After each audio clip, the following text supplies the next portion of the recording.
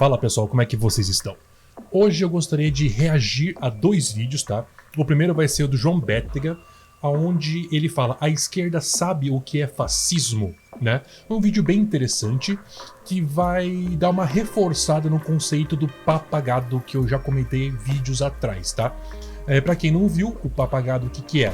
Imagina um animal quadrúpede que tem o comportamento de manada, tipo o antílope da vida, sabe? Comportamento de manada, tá? E imagina que ao invés de ter a cabeça que ele geralmente tem, esse animal, você coloca a cabeça de um papagaio. Então, essa figura é o papagado. Por quê?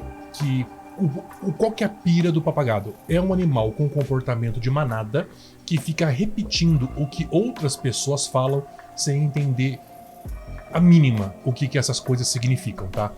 E é isso que eu enxergo muito nesses vídeos que o Bétega faz na rua, tá? Que é muito no estilo do Arthur Mamãe Falei, né? Não é à toa que o Bétega também é do MBL, tá? Presta atenção. Fascismo? Com certeza, contra o fascismo. O que é fascismo? É intolerância ideológica e contra minorias. Você é contra o fascismo? Sim. O que é fascismo? Fascismo é uma imposição, tipo, de ideia sem um aval do povo, assim. Tipo... Você é contra o fascismo? Óbvio. O que é o fascismo? Fascismo é uma forma de opressão, onde usa de forma manipular a população para ter uma ideia de um propósito ideal. Vocês são contra o fascismo? Com certeza. Deu pra perceber, né, pessoal, que eles tentam puxar uma definição do que é fascismo, né? Do bumbum. Levando em consideração que o marketing político aqui no Brasil fica falando sobre o que é fascismo, levando em consideração o que é considerado oposição, tá? E outra, o que é o marketing diz, tá? Porque fascismo é uma coisa muito mais profunda, né? Levando em consideração o fascismo italiano, né? O que de fato aconteceu naquela época, né? Inúmeras sociedades fascistas surgiram nesse período, principalmente entre Primeira e Segunda Guerra, né? Sociedades que, digamos assim, a ideia do fascismo, a princípio, né, era que fosse uma contrapartida aos pensamentos marxistas. Por isso que muitas pessoas falam que o fascismo é de direita, tá? Mas há uma controvérsia em relação a isso aí, tá? Historicamente falando, o fascismo do italiano é até mesmo o fascismo do bigodinho lá na Alemanha, lá na Alemanha no caso, né? Como eles surgiram como oposição ao marxismo e a outros motivos também, sim, é considerado de direita, mas se você transportar isso para os dias de hoje, acaba sendo anacrônico, né? Porque o que motiva uma pessoa a ser de direita hoje em dia não é o que motiva uma pessoa a ser de direita naquela época. Por conta disso, vamos ter o segundo vídeo, que é o vídeo do Nerdologia, onde nós temos o Felipe Figueiredo falando sobre o fascismo do ponto de vista histórico, tá? Cara, eu curto muito o Felipe Figueiredo. O cara é muito bom para poder descrever as coisas. Apesar dele ter, sim, o seu viés político, né? Ele ser um progressista, mas o cara é bom. Ele descreve as coisas como elas de fato são. Ele não fica de demagogia quando se trata de dizer, quando se trata de história. Então, eu acho que os créditos ao Felipe Figueiredo aqui são merecidos, tá bom? Então, vamos tocar.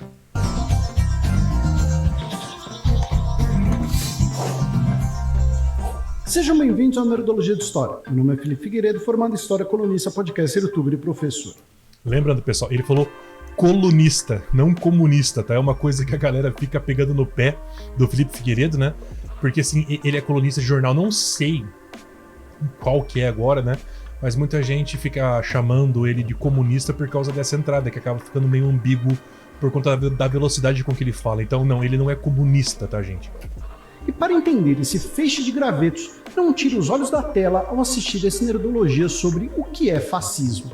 Uma pergunta que muita gente faz, inclusive vocês aqui nos comentários. O que é fascismo?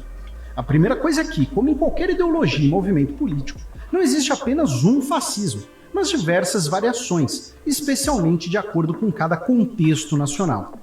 Os fundamentos da ideologia fascista estão na Europa do final do século XIX, durante a Segunda Revolução Industrial, um período de profundas transformações filosóficas, econômicas e sociais, que motivaram novas ideias e abordagens sobre a sociedade, a política e a economia.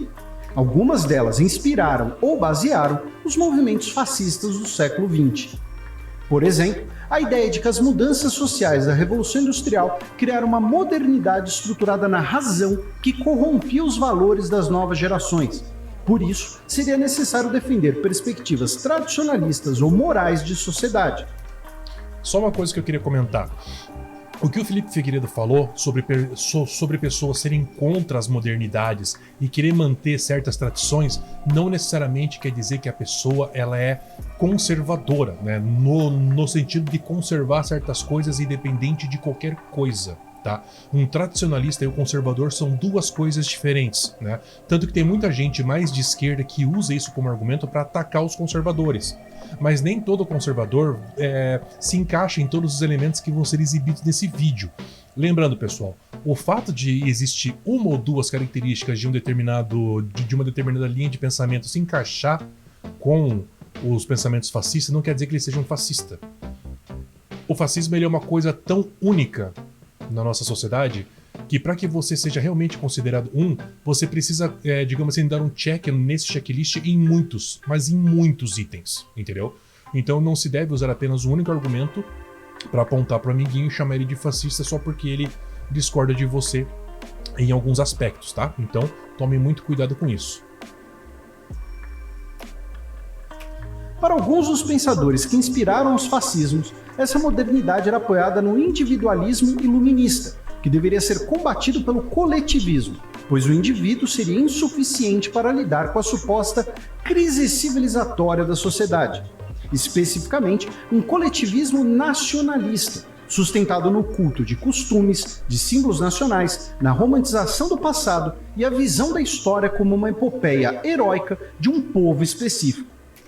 Então, assim, é basicamente o seguinte: é literalmente desconsiderar o indivíduo para que apenas para que se insurja um pensamento fanista, né? Um pensamento onde o país, a nação é tudo e o indivíduo não é nada. Basicamente isso. Vamos voltar aqui um pouquinho só para poder comentar um pouco mais. Opa, tava mexendo no volume aqui, perdão, gente. E a visão no culto específico para lidar com a suposta crise civilizatória do indivíduo. Para alguns dos pensadores que inspiraram os fascismos, essa modernidade era apoiada no individualismo iluminista.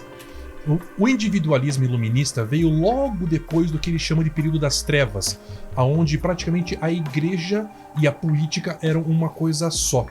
O iluminismo veio de um pensamento positivista, onde no caso um positivismo clássico, né?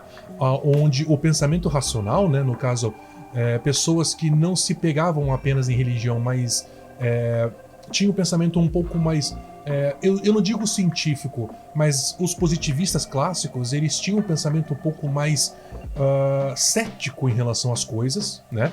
E isso gerou um pensamento um pouco mais individualista, né? Onde quem se desgarrou dos pensamentos dogmáticos da igreja se consideravam os iluminados, e é por causa disso que esse período se chamava de o iluminismo. Que deveria ser combatido pelo coletivismo, pois o indivíduo seria insuficiente para lidar com a suposta crise civilizatória da sociedade. E é por causa disso que geralmente movimentos coletivistas eles tendem, tá? Eu não estou dizendo que mas movimentos coletivistas eles tendem a ser um pouco mais incisivos, terem medidas um pouco mais autoritárias, porque quando a gente está falando de coletivo, pensa-se no bem de um grupo de pessoas ou de todas as pessoas em detrimento da vontade individual, né? Então, assim, existe essa dicotomia, em muitos momentos ela é pregada na nossa cabeça como se fosse uma falsa dicotomia, né? Principalmente quando existe mais de uma opção, né? Tem que prestar atenção para que as pessoas não caiam em falsas dicotomias por conta disso, mas existe sim essa dicotomia onde movimentos coletivistas eles tendem a ser um pouco mais autoritários, enquanto que movimentos individualistas eles tendem a ser um pouco mais liberais. Especificamente, um coletivismo nacionalista. Lembrando, pessoal, existem vários tipos de nacionalismo. muitas pessoas ficam pegando no pé dos patriotas, né? Mas o que acontece? A direita atual aqui do nosso país, a direita bolsonarista, se apropriou do termo patriotismo, sendo que na verdade aquilo não passa de um nacionalismo fanista, entendeu? Que é diferente de um patriotismo. O patriotismo, ele tende a ser uma coisa mais orgânica. Os patriotas, eles de fato têm um motivo para se orgulhar do seu país. E geralmente isso é uma coisa muito pessoal. E não para que você se sinta, digamos assim, pertencente a um determinado grupo, ou um grupo político. É por causa disso que o patriotismo dito nos últimos 4 anos principalmente, né, não é de fato um patriotismo. Na verdade, é um nacionalismo muito tóxico, por sinal, né? Eu não digo que seja necessariamente o fanista, né, mas é bem tóxico, por sinal. Sustentado no culto de costumes, de símbolos nacionais, na romantização do passado e a visão da história como uma epopeia heróica de um povo específico. Isso é uma necessidade de transformar, digamos assim, o país, né, como uma espécie de símbolo heróico, né, grandioso, em que a população não é nada como indivíduo, mas sim algo muito forte como coletivo, né, engrandecendo esse povo e aquela nação como sendo absolutas. Essas são as características, né, do pensamento ufanista. Outra base da modernidade seria o materialismo, cuja resposta seria então o sentimentalismo, afirmando que a prosperidade material, sem uma finalidade maior e supostamente nobre, seria vazia. Eu não entendo muito sobre materialismo, tá, gente? Ainda não tenho muito aprofundamento, então não vou citar. Mais pra frente, quando eu ler mais sobre a filosofia materialista, a gente volta, tá bom? Outro componente foi a projeção social e distorcida da teoria da evolução biológica, uma novidade da época. Sim. O coitado do Darwin, infelizmente, teve muitas pessoas que gostaram muito do que o Darwin escreveu, só que infelizmente muitas linhas de pensamento extremamente perversas foram criadas a partir do darwinismo. O que o Darwin falava sobre seleção natural lógico, né, tem todos aqueles lances de por exemplo, a pressão da natureza exercendo certas necessidades nos indivíduos, fazendo com que esses indivíduos prosperem ou não, interagindo com esse meio ou sobrevivendo a esse meio. Só que a evolução, ela possui uma causa, mas ela não possui uma intenção.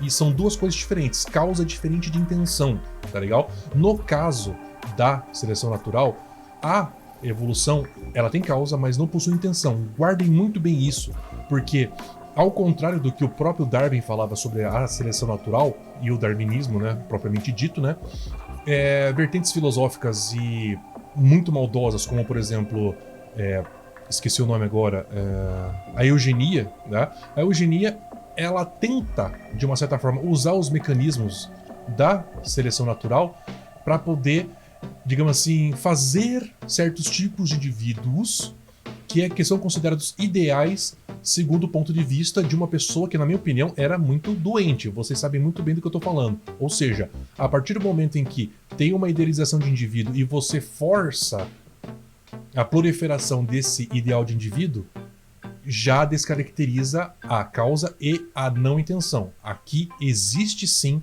uma intenção.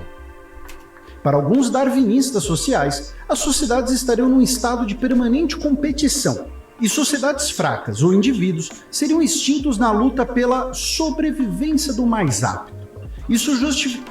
A sobrevivência do mais apto, ok. Mas segundo a seleção natural, o mais apto é aquele que sobrevive às pressões do meio, né? E também a seleção dentre indivíduos. Não existe uma intenção. O problema é que o ser humano, na hora de definir o que é mais apto, né, acaba gerando uma distorção do que o darwinismo fala e acaba gerando, digamos assim, uma intenção maléfica em cima do que é o mais apto. É uma distorção maléfica, ok? Ficaria a expansão territorial e imperialista daquele povo, assim como o medo de tal expansão territorial pela sobrevivência do mais apto. Isso justificaria a expansão territorial e imperialista daquele povo, assim como o medo de tal extinção por outro. Uma expansão imperialista. geralmente grandes impérios que achavam que a sua nação era mais poderosa do que outras, eles achavam que, como os outros eram mais fracos, eram mais poderosos, aqueles mais fracos deveriam ser conquistados por meio de conflito armado. Então, quem invade outros países, outras nações, com o objetivo de anexar, no caso, extinguir ou suprimir e anexar aquele povo e aquela cultura à sua, é considerado digamos assim, um país imperialista, né? Muitas pessoas, principalmente os comunistas, falam muito sobre os Estados Unidos serem imperialistas. De fato, os Estados Unidos têm muitas atitudes imperialistas, mas eles esquecem o que a Rússia está fazendo hoje com a Ucrânia, o que a Rússia fez com a Crimeia há pouco tempo. Então, assim, o imperialismo não é exclusivo de uma vertente filosófica. Basta alguém ser narcisista o suficiente para achar que ele é poderoso e outros não, e querer subjugar essas pessoas.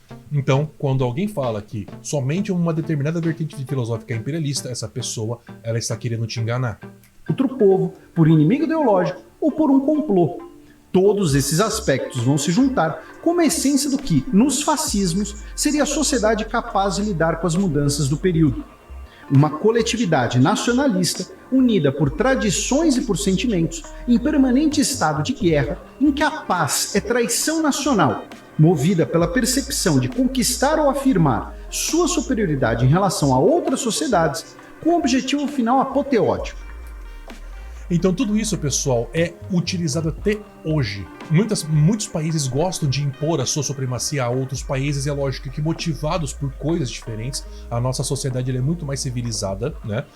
Principalmente civilizações onde existe a separação de igreja e Estado. Eu sempre vou pegar nesse ponto, tá? Não porque eu sou contra a igreja, não porque eu sou contra a fé, mas que sim, geralmente países onde a fé e o Estado não são separados, geralmente são países onde a população sofre com uma hegemonia ideológica, tá? Não somente as ditaduras de esquerda, não somente as ditaduras de direita como o fascismo e o nazismo, né? Eu sei que tu pega mais no pé do que do fascismo, né? Mas sim, teve... geralmente, na verdade... É muito difícil você colocar apenas na culpa de uma única vertente filosófica. Basta que essa vertente dê poder a uma pessoa, a um grupo de pessoas, para que ele crie a sua própria autocracia, né? E, na verdade, todos esses ânimos que o fascismo gera na população e de que nós somos, de uma forma emocional, como dito aqui, né? Heróica, predestinada, para que se crie uma sensação de que aquele povo possui digamos assim, como já disse anteriormente, as noções de que são possuidores de conceitos amplos de verdade, realidade e justiça, faz com que eles sejam aptos, ou pensem que são aptos, a fazer o que eles quiserem, porque não importa o que eles façam, eles estão certos, porque eles são donos do conceito de verdade, propriedade e justiça. Com a glorificação do uso da violência nacionalista como um meio de atingir essa sociedade, seja pela coerção de compatriotas ou a conquista territorial. Em Imperialismo. nome dessa primazia de um interesse nacional homogêneo, os fascistas repudiam a discordância, as disputas sociais e a política representativa parlamentar. Ou seja, eles são contra atos democráticos. Uma hegemonia de discurso, a propriedade do que é considerado correto, do que é considerado positivamente moral.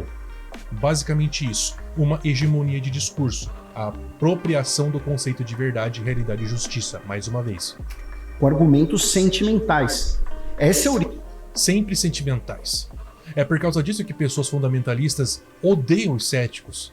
Geralmente pessoas que agem menos pela emoção e mais pela razão costumam irritar muito pessoas radicalizadas, não importando qual vertente política. Porque ao questionar de forma racional, as respostas ditas por essas pessoas, aonde o porquê é dito, mas não o como, acaba irritando essas pessoas. E você geralmente é atacado com a falácia de homem e a falácia do espantalho nesses momentos. Ou você é ofendido diretamente, ou atribui você características negativas por meio da falácia do espantalho.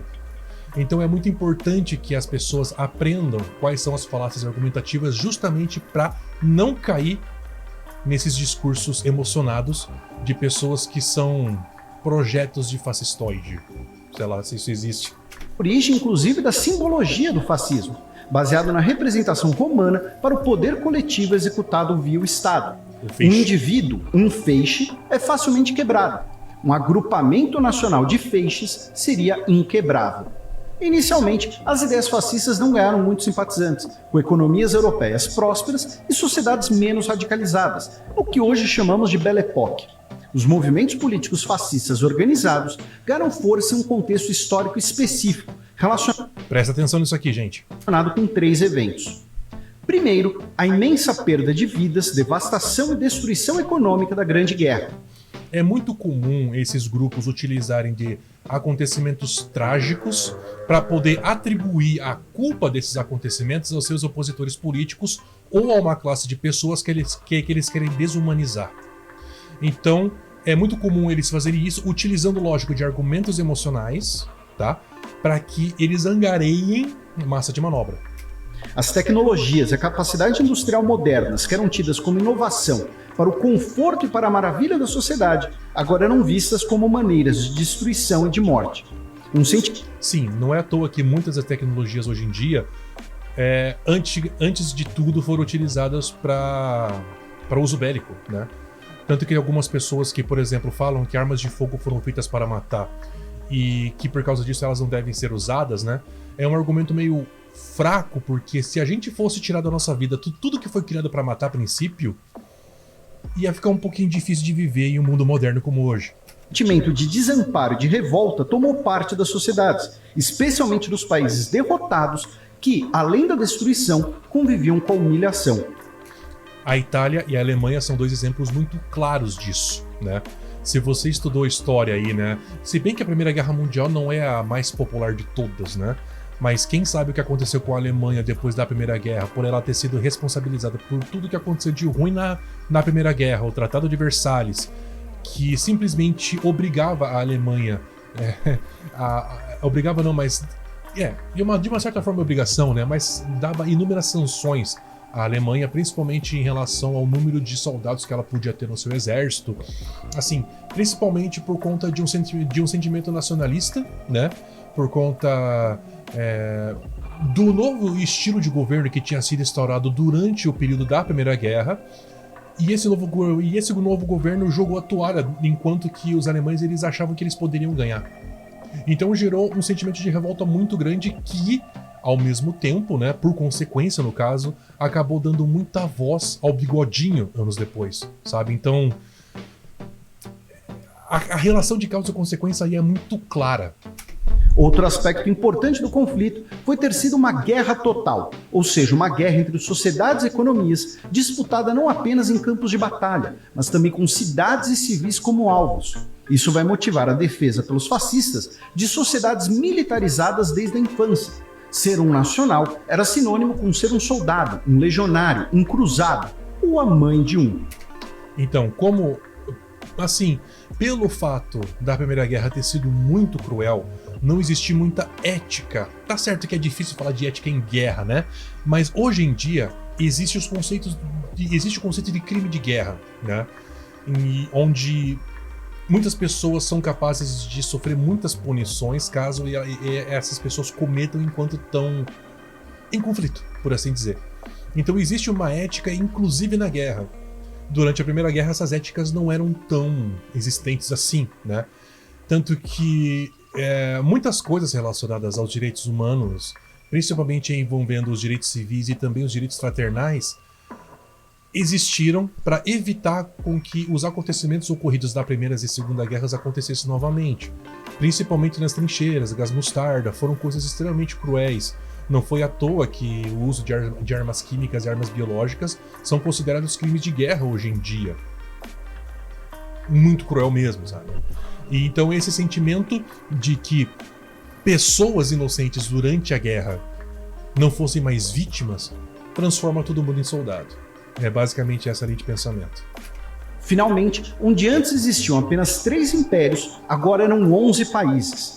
Desses, 9 terão governos fascistas ou com elementos fascistas até a Segunda Guerra Mundial, com fortes sentimentos nacionalistas nesses novos países.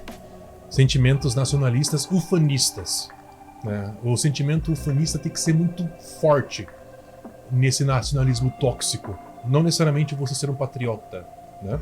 E populações fora de suas fronteiras. Outro contexto das revoluções. Não é à toa, o Hitler ele era austro-húngaro, ele não era alemão. Mas o sentimento transponiu as barreiras e chegou nele lá no Império Austro-Húngaro, né? Russas de 1917. Os movimentos fascistas, como na Itália, receberam apoio de alguns setores liberais, de monarcas, alguns conservadores e religiosos, que viam o fascismo como uma maneira nacionalista de conter a insatisfação da população, canalizando-as para ideais de unidade nacional, buscando evitar assim revoluções socialistas inspiradas pelas ocorridas na Rússia. Lembrando, pessoal, o fato dos liberais e conservadores, que são aquelas pessoas que são representadas pela figura da burguesia criticada pelos comunismos, né? São pessoas que caíram na propaganda fascista. Muitas pessoas que são de esquerda chamam os liberais e os conservadores de cúmplices do fascismo pelo fato deles terem apoiado os regimes fascistas nesse período. Mas o próprio fascismo enganou essas pessoas porque eles são contra a qualquer medida liberal. Eles são contra a qualquer medida conservadora. E até mesmo a qualquer medida considerada cética. Então, você falar que fascismo, conservadorismo e liberalismo são a mesma coisa porque um apoiou o outro nesse período é um pouco, como eu posso dizer, é um pouco insinuatório no mínimo, né? E muito mal intencionado em muitos aspectos, né? Então, deve-se levar em consideração o contexto histórico, sim. Isso é um período negro. Lá vem a galera me cancelar. Mas é sim um período, digamos assim, considerado das trevas, sei lá, foda-se também, pro liberalismo e pro conservadorismo, né? E que nós, quanto população, devemos aprender com esses erros do passado e não cair mais no papo desse discurso nacionalista ufanista. Nunca mais, sabe? É muito importante a gente aprender com os nossos erros no passado. E uma das coisas mais importantes é admitir esses erros e nunca mais cometê-los. Algo ainda muito recente naquela época. Finalmente, a crise de 1929, que já foi tema aqui. A crise causa grandes danos econômicos e, em diversos países europeus, causa desemprego e hiperinflação, prejudicando a recuperação do pós-guerra. No caso dos países derrotados, ainda existia a obrigação do pagamento de reparações de guerra. Além... Vocês sabem um país aí que se ferrou muito com isso. Que, por sinal, foi nesse período que os Estados Unidos se tornou uma baita de uma potência, né? Porque os Estados Unidos se aproveitou dessa situação para lucrar e lucrar demais. Então, como boa parte dos países europeus estavam quebrados por conta da guerra, os Estados Unidos se tornou uma baita de uma potência. Disso, a percepção da maioria das pessoas no período foi de que a crise significou o fracasso do liberalismo. Ganharam força, então, a defesa de modelos de intervenção na economia. Keynesianismo. Foi aí que surgiu o keynesianismo, pessoal.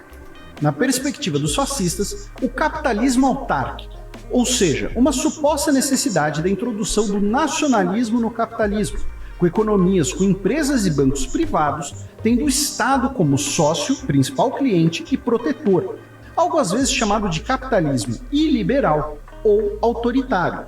É após a crise de 1929 que o fascismo ganha força nos países europeus que não foram derrotados ou criados especificamente no contexto da Grande Guerra. Como resultado desses eventos, os movimentos fascistas vão crescer por fornecerem supostas soluções alternativas para as populações frustradas, desde massas populares de operários desempregados e soldados afetados pela guerra, setores de classe média urbana afetados pela crise, até aristocratas e grandes empresários. Lembrando, pessoal, é muito comum que políticos eles utilizem, digamos assim, a pecha de estar defendendo uma determinada classe política para poder se eleger, como um recurso populista para se ganhar votos. Essa é mais uma coisa que a gente deve prestar atenção. Apesar de eu estar citando aqui exemplos únicos, né, levando em consideração o vídeo que está sendo dito, né, não é para se simplesmente colocar o rótulo de fascista para uma pessoa só porque ela está praticando um desses exemplos, mas sim para que a gente fique com os olhos bem abertos, né, para ver se por um acaso a gente vai cair no papo de um protofascista, como diria Ciro Gomes. não é mesmo?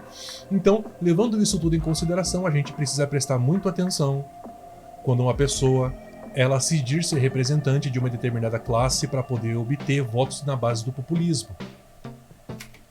Nesse momento, você talvez esteja pensando no mais conhecido exemplo de fascismo, a Itália de Mussolini, que não foi um país derrotado na guerra e chegou ao poder antes da crise de 1929. Após a Grande Guerra, a Itália estava com sua economia devastada, Ah, a Itália não perdeu, né? É verdade. endividada e internamente radicalizada. Principalmente, a sociedade italiana se sentiu traída pelos seus aliados, sem receber os territórios prometidos pela vitória no que foi chamado de vitória mutilada. Isso vai gerar um ressentimento em relação à França e ao Reino Unido. Quando se fala de territórios, né, existiam muitos atos imperialistas na época, tanto que muitos impérios possuíam colônias. Na Primeira Guerra, houve uma troca muito grande de colônias, a posse de colônias, principalmente dos impérios europeus. A Primeira Guerra foi muito marcada pela queda de grandes impérios, né, e o nascimento de diferentes tipos de repúblicas, né? E muitas dessas repúblicas eram fascistas. Então, assim, quando eles falam de vitória mutilada, é porque muitas das colônias que países europeus prometeram para a Itália para que ela entrasse do lado deles como aliada, parte dessas promessas não foram cumpridas. E isso gerou uma certa revolta, como o próprio Felipe Figueiredo falou aqui, né? Uma certa revolta por parte dos seus populares, né? Ou seja, já que não dá para contar com outros países, vamos garantir a soberania ufanista de nosso próprio país. E é o que esses governos representavam. O desejo de desenvolvimento industrial no país rural, o ressentimento e o desejo expansionista de impor a Itália como uma potência serão algumas das bases do fascismo italiano, que chegou ao poder com a marcha sobre Roma. As incertezas... Lembrando, pessoal, muita gente gosta de atacar o comunismo e o socialismo falando que o Mussolini tinha sido comunista antes. Mas lembrando, pessoal, o fato dele ter sido comunista no início não quer dizer nada. Porque ele se tornou fascista justamente por repudiar o comunismo.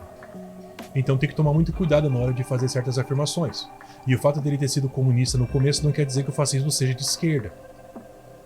Isso é uma manipulação, isso é apenas uma insinuação. do período seriam então sanadas por um líder carismático com capacidade de apontar os caminhos nacionais. Socialmente, os fascismos eram baseados em fortes identidades estéticas orientadas na idealização do passado e na valorização de tradições e das visões românticas daquela sociedade. Por exemplo, os fascistas italianos vão evocar o legado romano. Gente, não tá parecendo familiar? Isso tudo não é a base para uma propaganda política? O fato de você ter, ou digamos assim, um líder carismático, você obter poder a partir de um discurso emocional e inflamado, dando um sentimento de que você faz parte de um coletivo e que esse coletivo é muito importante. E ele é importante porque ele detém basicamente todos os conceitos de verdade, realidade e justiça, onde nós podemos fazer o que for necessário em nome de um bem maior, mesmo que essas atitudes sejam terríveis. Desde matar 65 milhões em uma revolução, como Mao Tse Tung fez, ou até quebrar o Palácio do Planalto. Então, assim, percebam. E fiquem atentos. Em outros casos, a identidade religiosa ou cruzada, também orientadas pela ideia do inimigo que estaria sempre à espreita. Lembrando, pessoal, o fato de existir o elemento religião nesse aspecto não quer dizer que religiosos sejam fascistas. Como eu disse no meu último vídeo, respondendo os comentários do vídeo do Iago, tá? O problema não é fé, o problema não é religião. São pessoas que usam isso para poder inflar emocionalmente o seu povo, utilizando de um conjunto de dogmas, um conjunto de regras para um objetivo maléfico. Lembre-se sempre disso. O fato de você ter a sua fé não significa que você seja um fascista, ou de que você está caminhando até lá. Eu gosto de falar, né? Assim como um martelo, ele pode ser usado para uma coisa boa ou uma coisa ruim, dependendo se você está batendo na cabeça de uma pessoa ou na cabeça de um prego. Então, é esse negócio. O fato de você ser religioso não quer dizer que você seja um fascista. Mas, como dito no vídeo, isso foi usado como uma forma de inflar o discurso. Para trazer esse sentimento de grandiosidade e de importância nacional, inflando e maximizando ainda mais esse sentimento ufanista nacionalista, que é bem tóxico, por sinal. A carência material e a sensação de humilhação serão substituídos por um senso de propósito nacionalista com um objetivo grandioso. Lembrando, pessoal, eu falei inúmeras vezes, eu sempre vou ficar com o pé atrás com pessoas que acreditam ser algum tipo de predestinado, justamente por conta desse tipo de situação. Pessoas que acreditam que são protagonistas de uma história e ela é predestinada a resolver um problema, como se ela fosse a solução de basicamente tudo.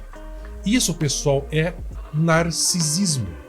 Como um Reich de 1000 anos ou a glória colonial. Para esse objetivo, seria justificável matar e morrer, com o culto da violência e do sacrifício em nome da nação. Muitas pessoas acham justificado que pessoas morram em nome de alguma coisa que ela diz estar acima de tudo. Como, por exemplo, pessoas morrerem durante a pandemia em nome de não quebrar a nossa economia, de que pessoas morram em nome de uma revolução e que pessoas morram em nome de uma divindade. Lembrando, pessoal, não que a religião, que essa divindade, a economia, né, e até mesmo as mudanças revolucionárias sejam coisas ruins, mas quando a morte passa a ser um meio para que elas aconteçam, são outros 500. Motivação, meios, finalidades e consequências. Analisando-se os meios utilizados e quais foram as consequências geradas. É isso que muda. Não importa se for por uma motivação ou finalidade religiosa, por exemplo. Se o meio é a morte e a finalidade é um genocídio, está errado. Automaticamente. Análise de motivação, meios, finalidades e consequências. Sempre. Na hora de você fazer uma análise moral da atitude de uma pessoa ou um grupo de pessoas. Para você estar minimamente contextualizado e fazer um julgamento menos enviesado. Esse objetivo seria atingido pelo expansionismo territorial, que era visto como um direito, e pela indústria nacional, com uma coisa alimentando a outra, via produção bélica que recuperava as economias. Por isso, os regimes fascistas europeus foram vistos como exemplos de sucesso econômico, inspirando movimentos similares em outros lugares, inclusive na América Latina. Ao mesmo tempo, esse desenvolvimento pela indústria bélica impunha uma quase necessidade da guerra.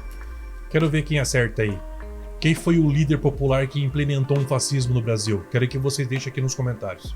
O que eventualmente aconteceu com as expansões autoritárias dos regimes fascistas que estão nos antecedentes da Segunda Guerra Mundial. Eu sei que nesse momento você deve estar dizendo, né? Por que o nazismo é chamado de nazismo e não como fascismo, né? Na verdade, é que assim, de fato, são dois nomes diferentes, mas assim, o que difere principalmente o nazismo do fascismo, né? É que existiu um elemento muito relevante dentro da ideologia fascista da Alemanha, que é o racismo. O racismo e a xenofobia, que fez com que o nazismo se tornasse uma vertente fascista muito particular. E igualmente muito cruel. É muito comum as pessoas falarem, qual foi o pior, né? É muito difícil dizer qual foi o pior se você não falar em qual parâmetro que você está utilizando. As pessoas costumam falar que Mao Tse-tung foi o pior porque ele matou mais, né? Mas se ele vai em consideração os atos mais cruéis, nada se compara ao nazismo. Nada. Ainda assim, as ideias fascistas vão continuar ressoando após o conflito, ainda mais destrutivo do que o anterior, especialmente em situações em que uma sociedade passa por incertezas e desamparo. Notaram que pouco falamos de regimes específicos por causa da duração, e como sempre, friso que esse vídeo foi um recorte, eu cometi esse pecado aqui. Panorama geral, e que fontes e muitas sugestões de leitura estão aqui na descrição do vídeo, inclusive outros nerdologias. E eu vou deixar o vídeo do Felipe Figueiredo aqui embaixo, pessoal, para que vocês possam assistir sem as minhas interrupções. No vídeo dele vai estar a biografia dele, vai estar toda a biografia que ele sugeriu, né? Todos os livros que ele sugeriu, tá? E é isso, gente. Não sejam papagados, tá? Deixa um like aí. Comenta. Contribua pro tema. Show? Tchau, tchau.